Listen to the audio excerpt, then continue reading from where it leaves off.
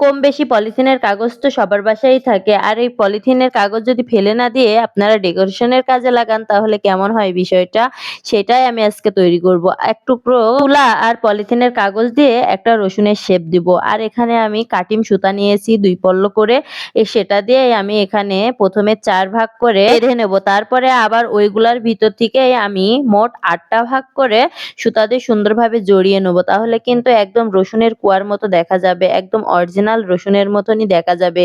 দেখেন আমি সুন্দরভাবে করে নিচ্ছি, দিয়ে সুন্দরভাবে আমি জড়িয়ে নিচ্ছি যাতে সহজে খুলে না যায়। জড়িয়ে নিচ্ছি। আর দেখেন একে একে সবগুলো রসুন আমি তৈরি করে নিয়েছি। এবার এখানে রসুন একদম অরিজিনাল রসুনের মতো দেখার জন্য আমি এখানে রসুনের গোড়া নিয়ে নিয়েছি। আর এই গোড়াটাই আমি এখানে আঠা দিয়ে লাগিয়ে দিচ্ছি যাতে একদম অরিজিনাল দেখা যায়, অথেন্টিক দেখা যায়। দেখেন দেখতেও কিন্তু ঠিক সেরকমই লাগছে। আপনারাও খুব সহজভাবে এটা বাসায় তৈরি করে নিতে পারবেন। নিয়ে আপনারা কিচেনে সাজিয়ে রেখে দিতে পারবেন। কিচেনের বিভিন্ন ডেকোরেশনের কাজে ব্যবহার করতে পারবেন। দেখতে কিন্তু খুবই সুন্দর লাগবে। একদম অরিজিনালের মতনই লাগবে। তারপরে আমি এখানে পাটের সুতো নিয়ে সুন্দরভাবে বেনি করে নিচ্ছি আর একটা একটা করে রসুন এখানে সেট করে নিচ্ছি। দেখতে খুবই সুন্দর লাগবে। এই যে দেখেন আমি একটা একটা করে সেট করে নিচ্ছি।